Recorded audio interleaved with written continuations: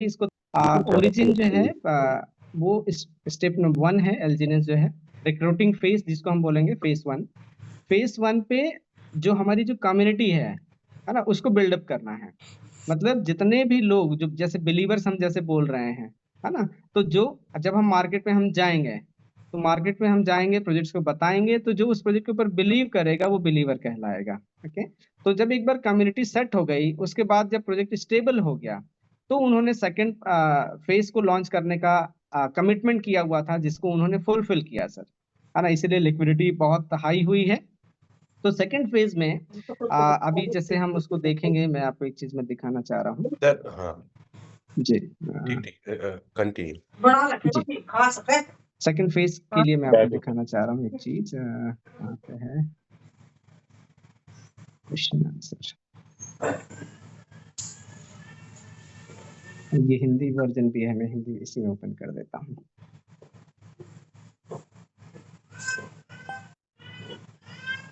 अभी हमारा एलजीएनएस sir polygon blockchain पे है।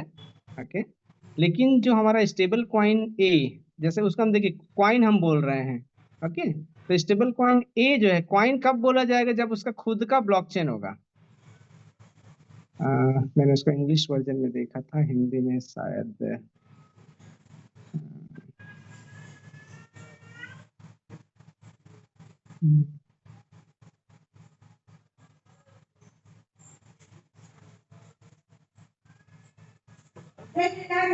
बाइबिल आगे।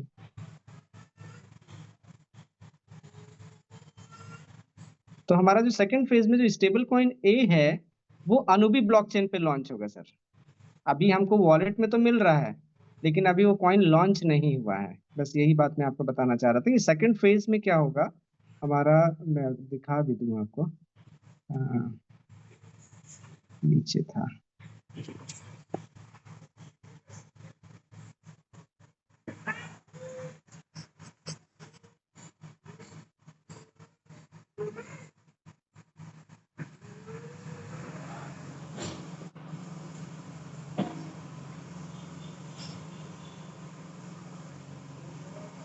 ये सारे हिंदी में आपने डिजाइन किया है सर? ये लोगों को समझाने के लिए सर जरूरी है।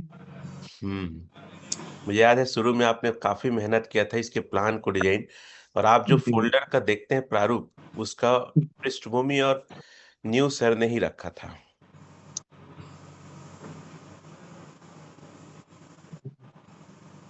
सर हिंदी वाले में मेरे को दिख नहीं रहा है, एक मिनट मैं इंग्लिश देख लेता हूँ, मैं आपकी इसलिए बातों को मैं कंटिन्यू भी करता हूँ, हाँ है ना। हाँ। तो ये जो सेकंड फेज में हमारा जो कॉइन जो स्टेबल कॉइन ए है, तो उसको आ, वो अनुबी ब्लॉकचेन में आएगा। अभी हमारा एलजीएनएस जो है पॉलीगॉन ब्लॉकचेन पे है। और जब भी आपको रिवॉर्ड मिलता है, तो वहां पे आप एक चीज आप देखते होंगे कि कई बार क्या होता है, मैं खुद ही जो है 2 महीने से अपने कॉइन को क्लेम नहीं कर पाया हूँ, है ना। तो वहां पे अवेलेबिलिटी बहुत कम है।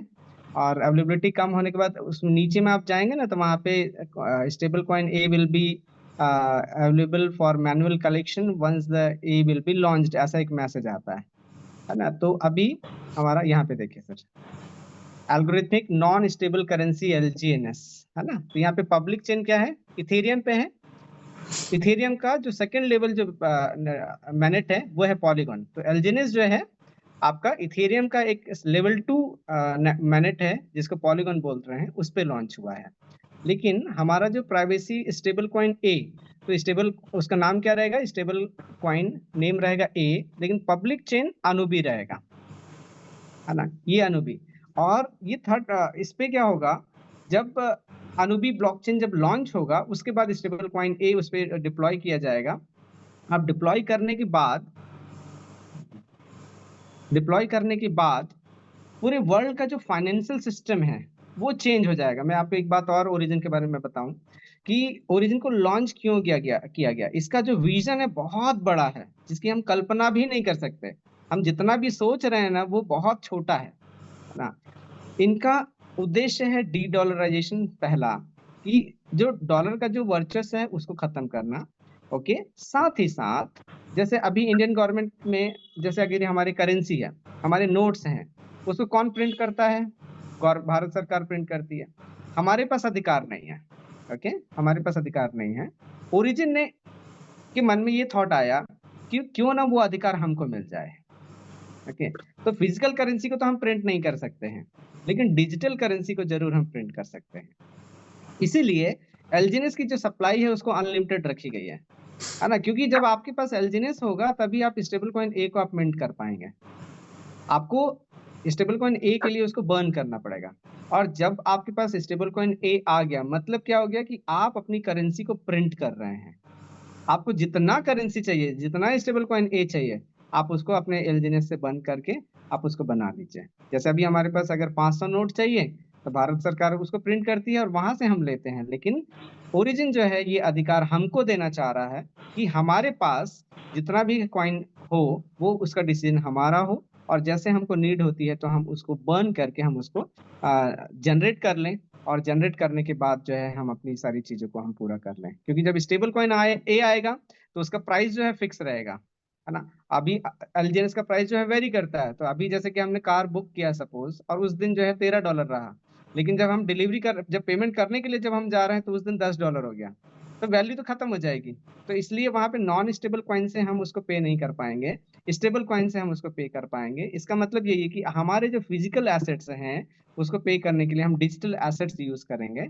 और सेकंड फेज में स्टेबल कॉइन ए है, और जब थर्ड फेज जब आएगा तो थर्ड फेज में हमारा स्टेबल कॉइन ए के साथ एआई और जेके जो टेक्नोलॉजी है वो भी डेवलप हो जाएगा, इंक्लूड हो जाएगा। और वहाँ पे मेटावर्स के थ्रू हम क्या करेंगे, हमारे पास एक वर्चुअल एक वर्ल्ड होगा जिसमें हम अपने एसेट्स को हम परचेस कर पाएंगे, और वहाँ पे फिर उसका हम आनंद ले पाएंगे।